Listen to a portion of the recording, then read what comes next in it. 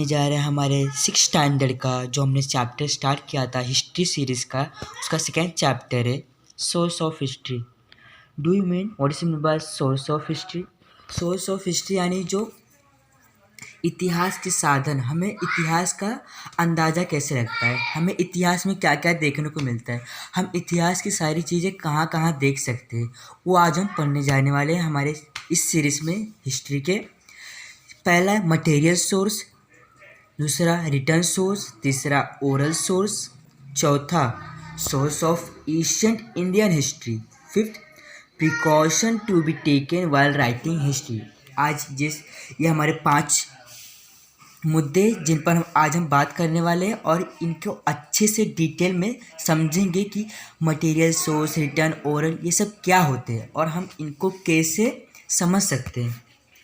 Try this, make a list of things in your house which belong to your grandparents time. आप यहाँ पर हमें बोला है कि आप एक लिस्ट बनाइए जिसमें आपके जो ग्रैंड पेरेंट्स, जो आपके दादा दादी, उनके भी पिता जो है हमारे पूर्वज, वो अपने समय में कौन कौन से वस्तु का इस्तेमाल करते थे अपना डे टू डे लाइफ में, उसका एक लिस्ट बनाइए। और दूसरा है collect information and old structure in your locality.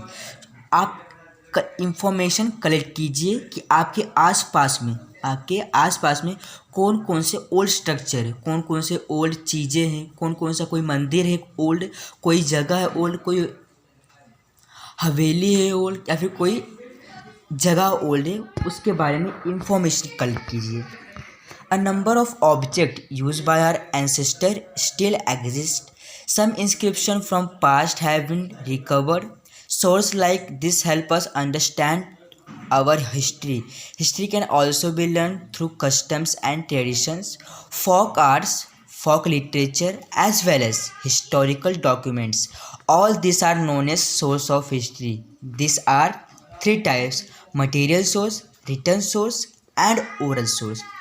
अभी इस पैराग्राफ में हमें यह बताएं कि जो हमारे एंसेस्टर्स यानी हमारे पूर्वज जो चीज़ अपने डे टू डे लाइफ में इस्तेमाल करते थे वो आज भी एग्जिस्ट है, वो यानी कि वो आज भी हमारे पास है या हमारे म्यूज़ियम में है और किसी किसी के घर में भी रहते हैं। और उनका जो इंस्क्रिप्शन जो उन्होंने लिखा था, रामायण, महाभारत, कथाएँ, वो आज भी हमें म्यूज़ियम में वो रिकॉर्डेड यानी वहाँ म्यूज़ियम में उन्हें सही सलामत से रखा हुआ है। और ये सारी चीज़ें, ये सारे सोर्सेस हमें हमारा हिस्ट्री पहचानने के लिए मदद करती है, हमें हमारा इतिहास हमें याद दिलाती है हमारे पूर्वज कैसे थे, हमें उनसे क्या सीख मिलनी चाहिए। History can also learn through customs and tradition. History हमें सिखाता है उनके कस्टम कैसे थे, उनके ट्रेडिशंस कैसे थे, वो कौन से देवी देवताओं को मानते थे, उनका त्यौहार क्या होता था, वो कौन से दिन पर अपना त्यौहार मनाते थे, वो उन पर खुश किस तरह होते थे, जो उनके फोक आर्ट्स थे, वो जो चित्र बनाते थे, लिटरेचर जो वो गाना गाते थे, उनका जो ओरल सोर्स था, रिटर्न सोर्स था या फिर मटेरियल सोर्स था, वो उनका दस्तावेज, डॉक्यूमेंट्स यानी उनका जो हिस्टोरिकल दस्तावेज है वो आज भी सही सलामत से रखा हुआ है, जिसके वजह से हमें हमारे इतिहास का अंदाज़ा लगता है, इतिहास में वो क्या करते थे, क्या अपने डे टू डे लाइफ में इस्तेमाल करते थे।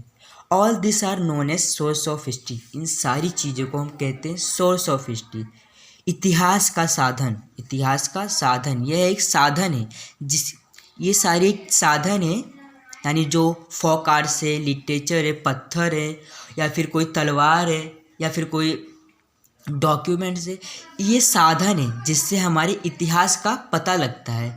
हमें अगर ये सारी चीज़ें नहीं होती तो हमें कैसे पता चलता इतिहास में वो क्या खाते थे, क्या पहनते थे, क्या मनाते थे, या फिर किस तरह से रहते थे। अब जो ये है वो जो इतिहास का 4 टाइप्स का है, यानी 3 टाइप्स का है। All this are 3 types: material source, written source and oral source. आइए अब इनको जानते हैं। कैन यू टेल, क्या तुम बता सकते हो? Structure such as fort, rockers, caves, stupa etcetera are known as material source of history. जो फोर्ट्स होते, किले होते, रॉक कट्स जो मंदिरें होते या फिर कोई पुरानी चीज़ें होते, उनसे मूर्तियाँ बनाई जाती हैं, जो रॉक को काट कर बनाया जाता है। उनकी जो केव्स रहते हैं, जो उनका गुफा रहता है, स्टूपा एटसेट्रा, वो सब ये सारी चीज़ें मटेरियल सोर्स में आती है। ये सारी चीज़ें कहाँ किस में आते हैं? ना कि ये ओरल में आते और ना ही ये रिटर्न में आते। ये सारी चीज़ें आते हैं हमारे मटेरियल सोर्स में। Try to guess what other structure can be called material source. अभी आप ये ट्राई कीजिए, आप ये सोचिए, आप ढूंढने की कोशिश कीजिए और कौन कौन सी चीज़ें मटेरियल सोर्स में आती हैं। आइए हमारे टॉपिक पे पहला है material source. Man uses a variety of things in his day to day life. Man अपने डे टू डे लाइफ में अलग अलग वैराइटीज़ यूज़ करता है, अलग अलग चीज़ें यूज़ करता है। They are known as artifact, और उन्हीं चीज़ों को हम कहते हैं आर्टिफैक्ट। क्या कहते हैं उनको हम? Artefact. Artifacts used by humans in the past provide us valuable information about life in the ancient time।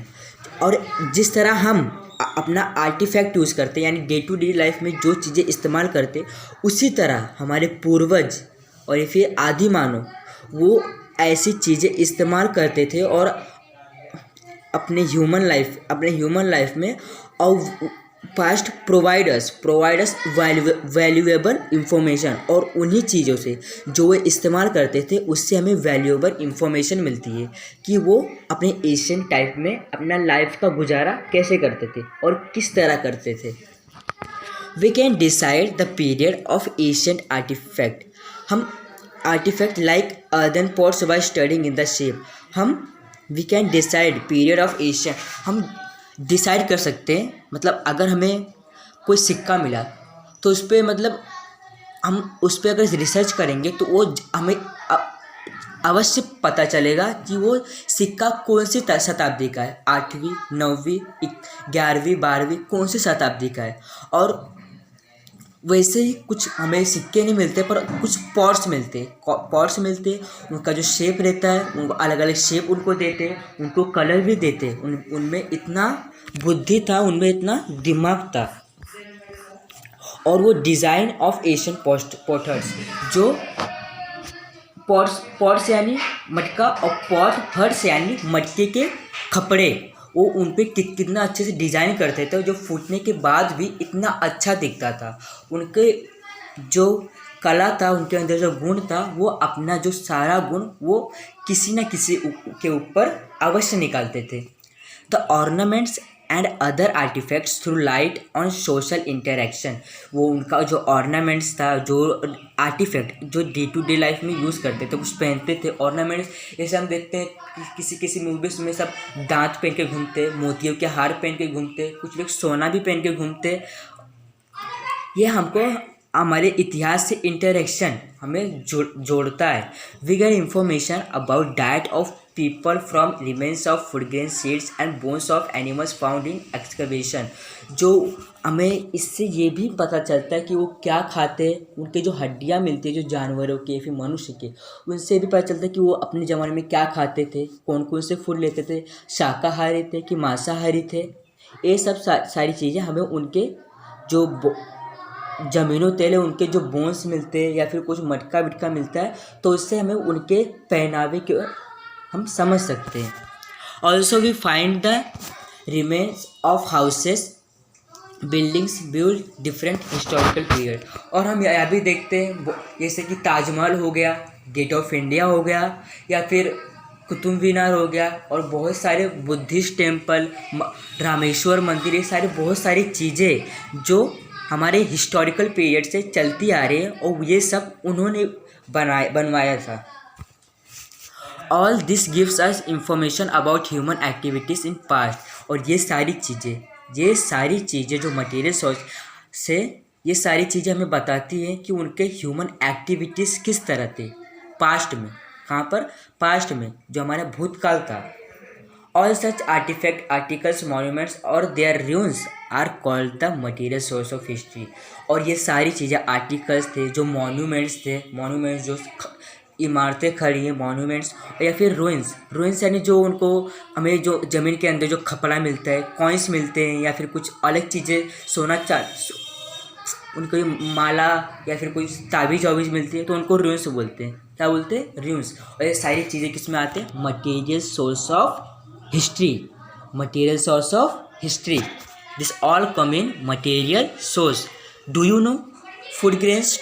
अभी हम जानते हैं कि ये क्या कह रहा है। डू यू नो, क्या तुम्हें पता है? Food grains do not last long, they get easily infested and turn into powder.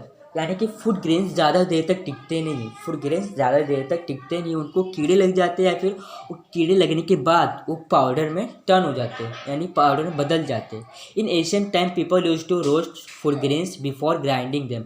जो एशियन टाइम में वो पहले जो फूड ग्रेन्स रहते थे उनको ना भूनते थे यानी उनको भूजते थे और बाद में उसको पीसते थे। हम क्या करते? पहले पीस ही देते, भूनते नहीं है। If a few grains got charged while roasting, they were thrown away. अगर कुछ उन लोग अगर रोस्ट कर रहे, उसको भूज रहे, और कुछ थोड़े बहुत ग्रेन्स अगर जल जाते, चार यानी वो कुछ जल जाते, तो वो उनको फेंक देते थे। अब वो कहाँ फेंकते थे, उससे क्या होता था, अभी देखते हैं। Such charred grains can remain intact for a very long period. अब उसको भूजते क्यों थे? ताकि वो कोई कीड़ा उसे खाए ना, कोई चूहा उसे खाए ना, या फिर कोई उसे सड़ा ना सके, कोई उससे पाउडर में बदल ना सके, ताकि और वो लंबा चले, इसलिए वो उनको भूजते थे। और वो भूजने के बाद वो उसको कुछ जल जाता तो उसको फेंक देते थे। और वो जहाँ फेंकते थे वहाँ पर भी बहुत समय तक टिकने में उसको क्षमता मिलती थी, इतना वो उसको भूजते थे, इतना उनको दिमाग था कि इसको भूजेंगे तो ये कीड़े लोग नहीं खाएंगे। Such charred grains can be recovered, वो वापस मिलते हैं, जो जले हुए गेहूँ है भुने हुए वापस मिलते हैं। When this are inspected in a laboratory we come to know what grains it is. अब उन्होंने फेंका था तो कुछ उनके साथ बीज उगे होंगे, और उसके जो दाने मिले उसको लेबोरेटरी में लेके गए, और उससे पता चला कि वो उन लोग अपने टाइम में कौन सा गेहूँ खाते थे या फिर कौन सा ग्रेन खाते थे, और हमें ये कम टू नो यानी हमको ये पता चला। ये हमारे इतिहास का कॉइन्स है जो पास्ट में यूज़ होते थे। जैसे अभी नोट आ गया है, अभी हम गांधी जी को मानते हैं, इसलिए हमारे सिक्के में हमारे जो नोट होते हैं उनमें गांधी जी का रहता है। अभी वो किस देवी देवता को मानते थे उनका इसमें होगा। अभी ये पोस्ट आर्ट जो खपड़े का जो टुकड़ा मिला, ये पोस्ट आर्ट से, ये this is in post art. देखो उन्होंने कितनी अच्छी बारीकी से उसके ऊपर सब डिज़ाइंस बनाया है, उनको अच्छे से पेंट किया है। और ये उनके ऑर्नामेंट्स से वो इस तरह भी पहनते थे अपने ऑर्नामेंट्स। देखिए थोड़ा सा इधर शायद उनका जो हाथी के दांत या फिर किसी के दांत रहते थे जानवर के, उसका भी बना हुआ है। ये अलग अलग बैंगल्स है। ये उनका अर्दन पॉट से जो कितने बारीकी से उन्होंने बनाया है उनको। ये सारी चीज़ें मतलब बहुत पहले से चलती आई है, ये पॉट्स बहुत पहले से चलते आए हैं, ये इससे हमें पता चलता है। और उन्होंने ऐसा जो है तांबे के बर्तन के ऊपर वो अपना सब लिखते थे, उनकी भाषा में वो लिखते थे। और इंस्क्रिप्शन ऑन अ रॉक, जो वो लिखते थे इंस्क्रिप्शन, वो अपने रॉक पे देखो उन्होंने रॉक पे भी कुछ लिखा है उनकी भाषा में।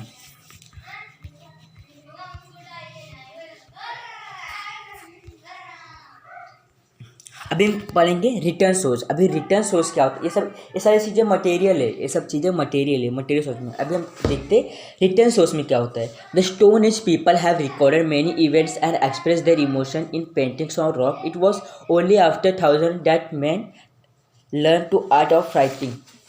अभी जो स्टोन एज के टाइम पे जो उन लोग अपने इमोशन को या फिर पिक्चर खींच के नहीं रखते थे, अपना फिल्म नहीं बनाते थे, ताकि वो अपने एक्सप्रेशन या फिर अपने इमोशंस को स्टोर कर सके। वो अपना इमोशन और बाकी सारी चीज़ें पेंटिंग के जरिए अपने रॉक्स पे एक्सप्रेस करते थे। अपने जो जो रॉक्स होता था उनके ऊपर पेंटिंग बनाते थे, अपना इमोशंस उस पर बनाते थे। और उसके हज़ारों साल बाद ही बहुत बहुत साल लगा, जैसे बच्चे को 1-2 साल 5-6 साल लग जाता है, क्योंकि उनके पास माता पिता होते हैं और वो उनको बताते कि तुम इसको कैसे लिख सकते हो। पर उनको बताने के लिए कोई नहीं था, इसलिए उनको थाउजेंड्स ऑफ ईयर लग गए उनको समझने के लिए, राइटिंग करने के लिए।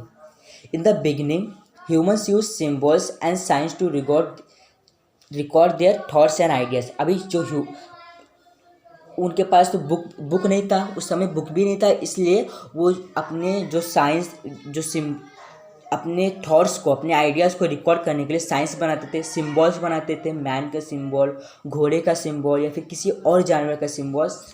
However it took thousands of years to develop from this. अभी हजारों सालों तक ये सब स्क्रिप्ट चलता रहा और धीरे धीरे उनमें थोड़ा डेवलपमेंट आया। उन्होंने कुछ अलग किया, फिर थोड़ा अलग किया, एग्रीकल्चर पे आए, विलेज पे आए, टाउन पे आए, ऐसा मतलब ऐसा डेवलप होते गया उनका। In the beginning man wrote on potsherd on back bricks using pointed object. He also used birch bhurja tree bark to write on। यानी जो पहले इन द बिगिनिंग सबसे शुरुआत में मैन क्या करता, जो पॉट्सहार्ड रहते हैं उनको नुकीला करके ब्रेक्स अनब्रेक ब्रिक्स, जो कच्चे ईंटें रहते हैं उन पर लिखता था अपने जो खपड़ा है उससे ईंटे पे लिखता था। और कोई अलग ऑब्जेक्ट पे, जैसे खपड़ा अगर हम मिट्टी का बनाए थे उस पर जो हम लोग खींचेंगे तो उस पर रेड देखो आप लोग कुछ पार्टिकल्स निकलते हैं जिससे हम उसको शब्द बना सकते हैं। और कुछ लोग जो भुर्जा ट्री यानी ब्रिच ट्री उस पे पत्ते जो उसके जो खाल होते हैं, जो पेड़ के खाल होते हैं जो सब पतले पतले होते हैं, वो बहुत मुलायम रहते हैं, उस पर भी ये लिखते थे bark to write on। As his experience and knowledge increased, he began to write in different ways। जब इनका एक्सपीरियंस या फिर इनका नॉलेज जब बढ़ने लगा तो इन्होंने अलग अलग चीज़ें पे लिखना शुरुआत किया। जैसे फिर पेड़ आया, फिर उससे उन्होंने सोचा कि अभी इसको कुछ करते तभी इसका पेपर बनेगा, तो उन्होंने पेपर भी बनाया। अलग अलग सब चीज़ें कपड़े पे भी लिखा होगा इन्होंने। ऐसा अलग अलग डेवलपमेंट आया in different ways. He began to record the event that took place around him. अभी ये सब जो इनके आसपास में इनका वातावरण कैसा था, वो ऐसे अपना जो इमोशन था वो किसी न किसी के ऊपर एक्सप्रेस करते थे। Accounts of proceeding of royal courts were also written systematically.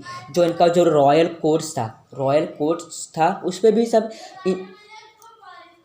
अगर किसी ने कुछ गलत काम किया तो उसको सज़ा देने के लिए ये ओरल सोर्स का इस्तेमाल नहीं करते थे, ये रिटन सोर्स का इस्तेमाल करते थे, लिख कर देते थे कि इसको क्या सज़ा दे, उसको सिस्टमेटिकली रिटन्स बोलते थे। Many rulers had there order judicial decision donation etcetera inscribed on stone और कॉपर प्लेट्स। यानी जो अलग अलग जुडिशियल डिसीजन, जो किसी को सज़ा देने का जो जुडिशियल डिसीजन रहता है, जो उनका ऑर्डर रहता है, उसको वो अपने मुंह से बोलकर और उसके सज़ा के लिए उसको कितना सज़ा दिया वो उसको लिख कर देते थे कॉपर के प्लेट पर। जो कॉपर का प्लेट या फिर किसी और चीज़ों पर वो उन्हें लिख कर देते थे कि तुम्हारी सज़ा ये है। Over period of time many forms of literature develop. अब जब टाइम बीतते गया, समय बीतते गया, उन्होंने अपना डेवलपमेंट किया और वो डेवलपमेंट करते करते वो सब अच्छे से मतलब कुछ और ज़्यादा डेवलपमेंट किया उन्होंने।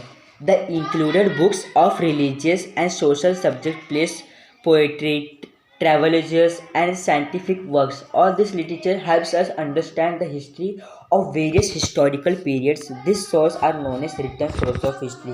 अब जो इनकी सारी चीज़ें अभी हमारे पास सही सलामत रखी हुई हमारे म्यूज़ियम्स में, वो किस तरह लिखते थे, उनकी भाषा किस तरह थी, वो सारी चीज़ें हिस्ट्री अभी म्यूज़ियम्स में रखी हुई है। जो ट्रैवलर्स थे जो खेलते थे, सब्जेक्ट था उनका सोशल सब्जेक्ट, उनका रिलीजियस किस तरह था, उनका पोइट्री किस तरह था, वो कविता किस तरह लिखते थे।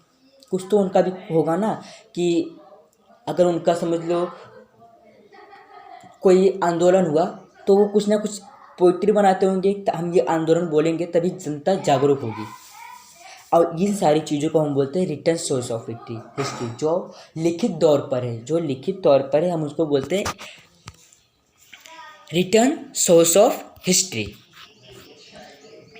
अब मैंने बोला था भूर्जा पत्र, ये भूर्जा पत्र है। इस पे देखो ये पेड़ है, ये वाला पेड़, इसको जो बाजू के खाले हैं हाँ या फिर पत्तियाँ हैं, उन पर लिखने में बहुत आसानी होती थी। जो इसके बाजू में खाला, जो बाजू में इनका जो पेड़ का जो पेड़ है उसके बाजू का जो चमड़ा है उसका, उस पर लिखते थे। देखो उस पर लिखा हुआ है ये, उन्होंने क्या क्या लिखा अपनी भाषा में, वो इसका इस्तेमाल भी करते थे लिखने के लिए।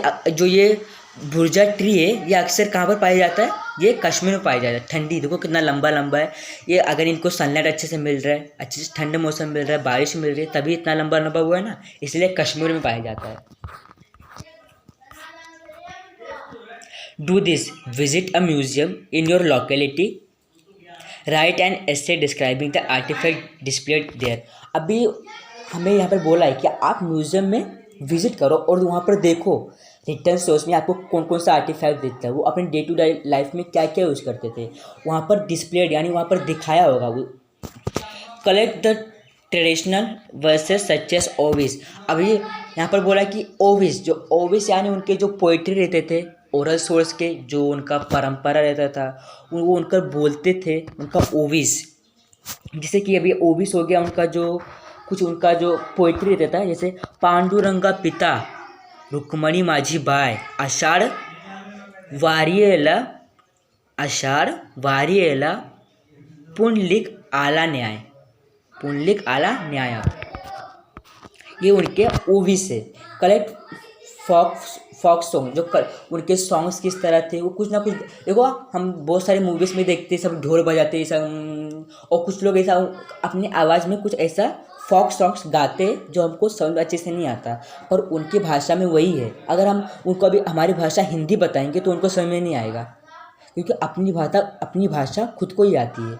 Present one of them in the cultural programme of your school. अभी बोला फॉक सॉन्ग, अभी वो फॉक सॉन्ग अपने स्कूल में प्रेजेंट करो एक कल्चरल प्रोग्राम में, क्यों उनके भाषा में वो अपना गाना किस तरह गाते थे।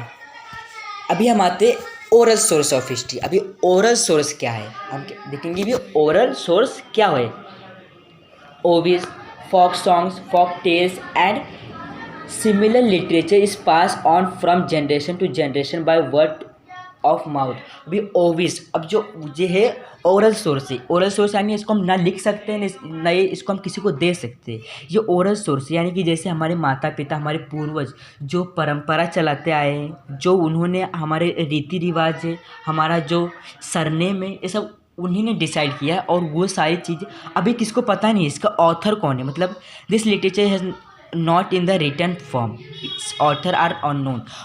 अभी ये किसने शुरू किया होगा, किसने शुरू किया होगा। अब जब आदि मानव थे, अभी उनका कोई नाम नहीं है ऑथर का, वो जब आदि मानव थे तब से चलता आ रहा है, या फिर जब हमारे पूर्वज थे तब से चलता आ रहा है, और इसके कोई ऑथर नहीं है। किसने लिखा, किसने बताया, ये किसका ऑथर नहीं है। ये सब परंपरा चलती आ रही है, जनरेशन टू जनरेशन जा रही है। जैसे कि अभी आपके दादा दादी थे, उनको ये सारी चीज़ें उनके माता पिता से पता चला होगा, और उन जो दादा दादी थे उन्होंने हमारे माता पिता को बताया, और माता पिता हमें बता रहे हमारे परंपरा, हमारे रीति रिवाज, हमारा कानून। हमारे परंपरा, हमारे रीति रिवाज और हमारा कानून हमें कौन बता रहा है, हमारे माता पिता। ये जनरेशन टू जनरेशन कंटिन्यू होते आ रहा है। This type of literature preserve by oral tradition form the oral source of history.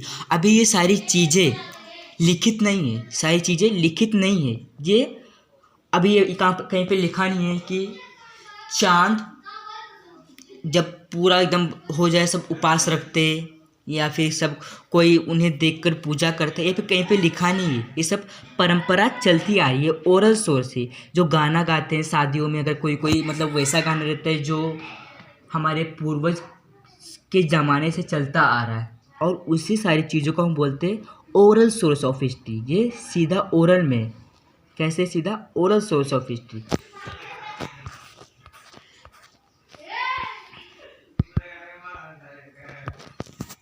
अभी देखते हैं source of ancient Indian history. अब जो एशियन सोर्स ऑफ हिस्ट्री कितने टाइप में डिवाइड है? Material source, written source and oral source. अभी देखते हैं आर्टिफैक्ट। जो आर्टिफैक्ट था जो वो अपनी डे टू डे लाइफ में यूज़ करते थे, और स्ट्रक्चरल रिमेन्स, जो स्ट्रक्चरल रिमेन्स यानी वो कहाँ पर रहते थे, वो अभी भी वहीं पर है। वो अभी भी वहीं पर, हम कहीं कभी भी वहाँ पर जाकर देख सकते हैं। वो जैसे आर्टिफैक्ट्स, रॉक पेंटिंग, पोइट्री, ये सारी चीज़ें म्यूज़ियम में रखी है, पर स्ट्रक्चरल रिमेन्स, जो स्ट्रक्चर, जो उनका जो घर था, जो उनका चर्चेस, टेम्पल्स था, वो वहीं के वहीं है, हम उन्हें जाकर देख सकते हैं। अभी देखते हैं आर्टिफैक्ट में क्या था। आर्टिफैक्ट में रॉक पेंटिंग्स था, पोइट्री था, ताराकोटा, यानी जो उनका जो एकदम जो बजाते ना ताराकोटा ऑब्जेक्ट, मतलब कुछ वो जो अपना इंस्ट्रूमेंट बजाते थे, वो सारी चीज़ें, बीड्स जो उनको मालाएं पहनती थी अपने गले में, ऑर्नामेंट्स जो वो अपने बैंगल्स, हमारे मुकुट, वो सारे उनके ऑर्नामेंट्स थे, स्कल्पचर्स जो उनके अलग अलग चीज़ें थे, उनके कैसे रहते, मतलब उनका जो स्कल्पचर्स, उनके पहनावे, मेटल ऑब्जेक्ट्स, जो मेटल ऑब्जेक्ट जैसे किसी का शिकार करने के लिए रखते थे, पॉइंटेड वाला मेटल ऑब्जेक्ट, कॉइन्स उन लोग वहाँ पर यूज़ करते थे। तो जब पहले बार्टर सिस्टम चलता था, उसके बाद थोड़ा कॉइन्स भी आ गया होगा। वेपन्स, जो उनके हथियार थे, किस तरह के थे, ये सारी चीज़ें कौन से किस में आते हैं? Material source of history. अभी स्ट्रक्चरल रिमेन्स, जो स्ट्रक्चर आज भी स्ट्रक्चरल रिमेन्स वो आज भी बचे हुए हैं, वो caves, houses, stupas, rock cuts cave, जो उनकी मूर्तियाँ हैं, टेम्पल्स जो मंदिरें हैं, चर्चेस जो उनके जो चर्च होते हैं, जो जिसमें, और मॉस्क्यूज जो मुस्लिम के जो मस्जिद रहते हैं, मॉस्क्यूज, पिलर्स जो उनके स्तंभ रहते, वो आज भी रिमेन है हमारे पास, क्योंकि हमारे पूर्वज और हम उनकी सुरक्षा करते आए हैं। Return sources inscription of Harappan से, जो हड़प्पन ने, अभी हड़प्पा सिविलाइजेशन हमें कैसे पता चला? क्योंकि उन्होंने लिखित तौर में लिख के गए होंगे कि हमारे समय में क्या क्या होता था। वैदिक लिटरेचर, जो वेदास के जो वैदिक लिटरेचर, जैसे कि रामायण हो गया, जो ऋषि मुनियों ने लिखा, वैदिक लिटरेचर, रामायण, महाभारत, कथा, ये सारी चीज़ें, और बहुत सारे Mahabharata, Ramayana, Jain Buddhist literature, writing of Greek historian travellers, जो बाहर के लोग आते थे, वो भी राइटिंग में लिख के देते थे कि इंडिया किस तरह है। ट्रेवलर्स बाय चाइनीज़ ट्रैवलर्स, जो चाइनीज़ के लोग भी हमारे यहाँ से जो रहता है ना,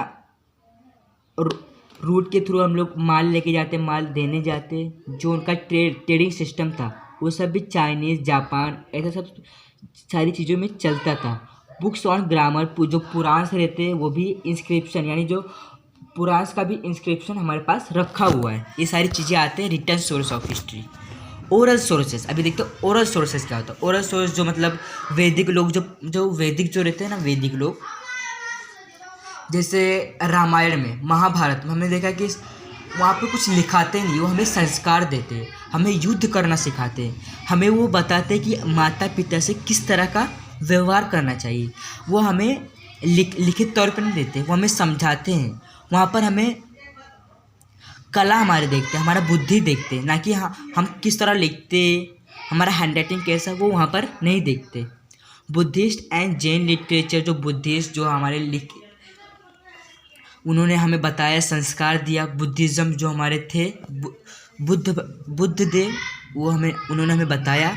ancient India was preserve by oral tradition, जो एशियंट इंडिया था उसमें ओरल जो है वो कहीं पर ओरल रखा हुआ नहीं, वो हमारे जो ओरल प्रिजर्व है वो हमारे कहाँ पर प्रिजर्व है? हमारे माइंड में प्रिजर्व है। It is now available in the written form. अब जब उसको हम अच्छे से जो आज अब वो रिटर्न फॉर्म में आ गया। जैसे कि हम अभी ये बुक से पढ़ रहे तो ये रिटर्न फॉर्म में, पहले के ज़माने में सब ओरल सोर्स चलते थे, पर अब रिटर्न सोर्स चल रहे हैं, हमें बुक में दिखाकर पढ़ाया जाता है। Even so the oral tradition is still alive, जो फिर भी अगर हमें बुक से पढ़ रहे तो क्या हुआ, फिर भी आज भी कई कई ऐसे गांव हैं जहाँ के ऋषि मुनियाँ अपने विद्यार्थियों को ओरल सोर्स के थ्रू ही पढ़ाते हैं। जैसे ओरल सोर्स हमारे माता पिता हो गए, हम उनके विद्यार्थी हो गए, वो हमें लिखित तौर पे नहीं पढ़ाते, हमें संस्कार देते हैं, हमें जीवन में जीने का अंदाज़ा देते हैं, वो हो गया हमारे ओरल सोर्स हो गई। और जो हम स्कूल में पढ़ते वो रिटर्न सोर्स हो गया, और घर पे जो पढ़ते वो ओरल सोर्स हो गया। Even oral compositions are use for history writing, they are use for history writing. जो उनका ओरल सोर्स था वो अभी हिस्ट्री राइटिंग में यूज़ होने लगा है। They are included in oral source. अभी ये सारी चीज़ें किसमें है, जो उनका रामायण का था वो सारी चीज़ें अभी है ओरल सोर्स ऑफ हिस्ट्री में। जो उनका फोक टेल्स, फोक सॉन्ग्स उनका किस तरह था, वो भी हो गया ओरल सोर्स में। अभी देखते source of Asian Indian history. Source of ancient Indian history. The ancient period of Indian history extend from Stone Age to the 8th century CE. जो एकदम पाषाण युग जो हम बोलते हैं स्टोन एज, वो कब से पहली शताब्दी से लेकर 8वीं शताब्दी तक स्टोन एज चलता रहा। और फिर उसके बाद we have learn stone age period of Indian history through archaeological excavation. अभी हमें कैसे पता चला कि स्टोन एज वाले यहाँ पर रहते थे। अब आर्कोलॉजिकल एक्सकवेशन है, जो हमें भूमि के नीचे से जो हमें खनिज मिलते हैं, उनके वस्त्र मिलते हैं, या फिर उनके जो ऑर्नामेंट्स यूज़ करते थे, उनके मटके यूज़ करते थे, वो सारी आर्कोलॉजिकल एक्सकवेशन बोलते हैं। आर्कोलॉजिकल एक्सकवेशन, जो उनका आर्कोलॉजिकल एक्सकवेशन रहता है, यानी जो आर्कोलॉजिस्ट जो रहते हैं ना, वो इन सारी चीज़ों को ढूंढते हैं। Since scripts have not developed at that time, पर उस समय जो स्क्रिप्ट उतना डेवलप नहीं हुआ था, यानी उनको उतना अच्छे से नहीं देखा जाता था। No written source are available, written source भी वहाँ पर अवेलेबल नहीं था। इसलिए जो ये मटेरियल सोर्स, जो उनको खनिज मिलते हैं, सारे material source are available. However, information about the Asian period from 50 BCE onwards can be derived from Vedic literature. और फिर 15वीं शताब्दी तक however information एशियन पीरियड, जो मतलब एशियन पीरियड का 15वीं शताब्दी से के बाद से वैदिक लिटरेचर स्टार्ट हुआ, ड्राइव हुआ, यानी वैदिक लिटरेचर स्टार्ट हुआ। इन द बिगिनिंग ऑफ वेदास, जब शुरुआत में Vedas were not in return form, जो रामायण था या फिर कुछ और भी चीज़ें थे, वो रिटर्न फॉर्म में नहीं थे। वो रिटर्न फॉर्म में नहीं थे। The ancient Indian has developed the technique of memorising and reciting them. फिर बाद में जो इंडियन टेक्निक जो था, उन्होंने उसको मेमोराइज किया, उसको रेसिटिंग किया, मतलब उसको लिखित तौर पे लिखा या फिर उनको मूवीज़ में डाला, ताकि उन सारी चीज़ों को आज हम जान सके। The Vedas were written down later, बाद में उनको वेदास लिखा गया। पहले सारी चीज़ें को मेमोराइज किया, अपने माइंड में डाला कि उन सब वहाँ पर सब कैसे होता था। The Vedas and the post Vedic literature from an important source of ancient Indian history. जो वेदास पोस्ट था वो इंडिया का सबसे इम्पॉर्टेंट इंडियन हिस्ट्री है। It includes the Brahmanas and Upanishads, the epics Ramayana and Mahabharata, the Jain and Buddhist literature, plays, poems, stones and pillars, inscriptions, travellers of foreign travellers etcetera. यानी कि जो सारी चीज़ें थे, महाभारत, ब्रह्मांड, रामायण, बुद्धिस्ट लिटरेचर, और इन सारी चीज़ों को हमने किस में प्ले किया, पोएम्स में प्ले किया, कथा में प्ले किया, ताकि इन सारी चीज़ों को हम रिमाइंड में रख सके ऐसा। और सारे जो बाहर के थे फॉरेन के कंट्रीज, वो सभी हमारे देश की संस्कृति को जान सके। We also learn about the ancient Indian history through material source like archaeological remains, ancient monuments and coins found excavation. हम अपने हिस्ट्री को किस तरह अक्सर हम अपने हिस्ट्री को आर्कोलॉजिकल रिमेन्स की वजह से जानते हैं। जैसे कि आर्कोलॉजिस्ट लोग वहाँ पर जाते, जहाँ पर स्टोन एज के, वेदास के लोग के जो लोग रहते वहाँ पर जाते हैं और वहाँ से खोद खन कर, ढूंढ ढांड कर एक आर्कोलॉजिकल रिमेन्स लाते, यानी वहाँ के जो कुछ ऐसे चीज़ जिससे पता चले कि वहाँ पर लोग कैसे रहते थे, और उनके वजह से आज हमारा इतिहास सही सलामत है, हम अपने इतिहास को पहचान सकते हैं। कॉइन्स या फिर और बहुत सारे मॉन्यूमेंट्स हमारे म्यूज़ियम में सही सलामत रखे हुए हैं। अभी देखते हैं precautions to be taken while writing history. अब प्रिकॉशंस यानी सावधानी कैसी बरतनी चाहिए जब हम हिस्ट्री को लिखते हैं। जब हम किसको लिखते हैं? हिस्ट्री, हमारे इतिहास को लिखते हैं, तो कौन सी प्रिकॉशंस रहनी चाहिए? It is necessary to precaution while using the source of write history. अब जब हम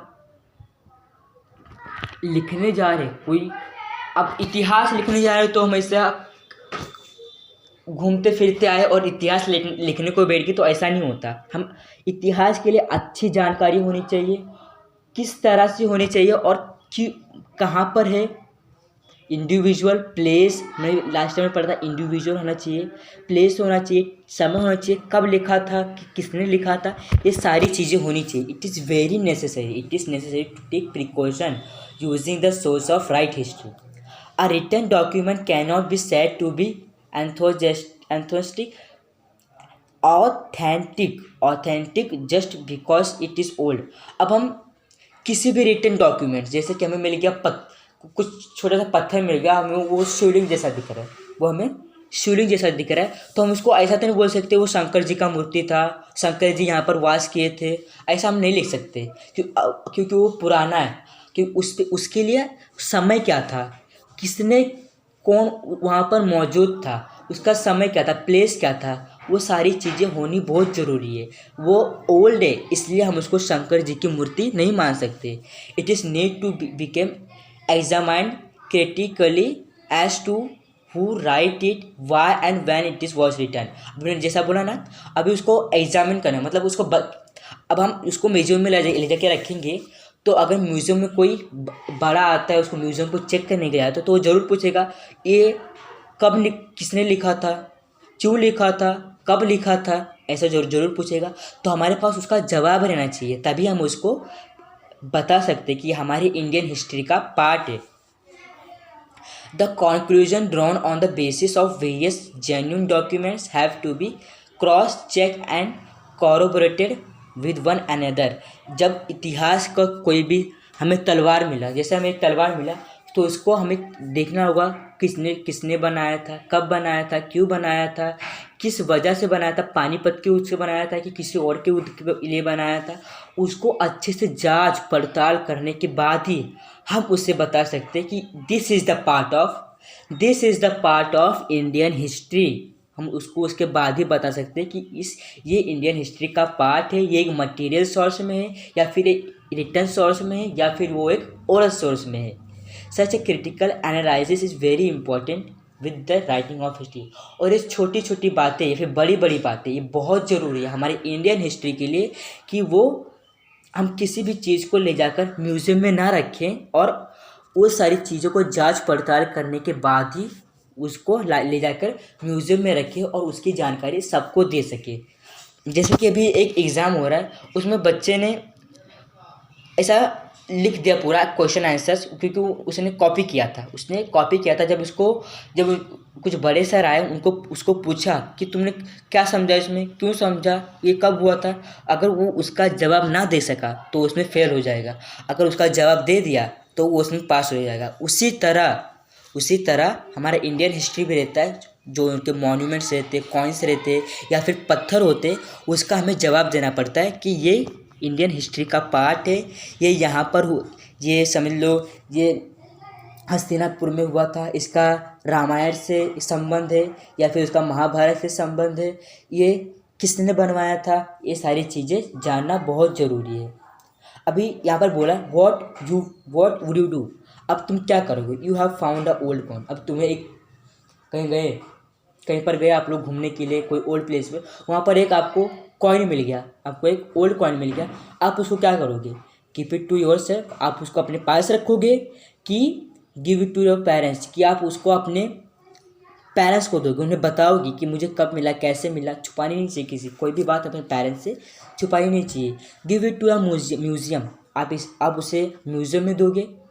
हाँ, तो अगर कोई ओल्ड कॉइन मिला तो हमको उसको म्यूजियम में दे देना चाहिए, या फिर अपने पेरेंट्स से पूछ कर देना चाहिए। अगर पेरेंट्स जो बोलेंगे हमें वही करना चाहिए। हमारा यहाँ पर टॉपिक ख़त्म हुआ, जो हमने पढ़ा था, हमारा टॉपिक ख़त्म हुआ यहीं पर। आई थिंक आप लोग को ये सारा जो मैंने पढ़ाया, मैंने जो एक्सप्लेन किया, आप लोग को अच्छा लगा होगा। अगर आपको अच्छा लगा तो लाइक और सब्सक्राइब करना मत भूलिएगा। आप लोग जब लाइक करते हैं ना तो हमको बहुत खुशी मिलती है। तो प्लीज़ लाइक एंड सब्सक्राइब करना मत भूलिएगा। Thanks for watching video.